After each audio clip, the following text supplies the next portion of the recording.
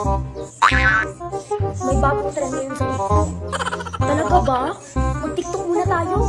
Ayoko, baka pagalitan tayo ni Madam. Baka makita niya tayo na nag-TikTok lang. Oo, hindi yan magagalit si Madam. Stress na stress si Madam na Diyos, hindi na tayo makapansin. Okay, sige, go! Sige, go! Baka sisikat din tayo sa TikTok ba? Ano ba yun? Ano bang TikTok trend ba yan? Sayaw yun!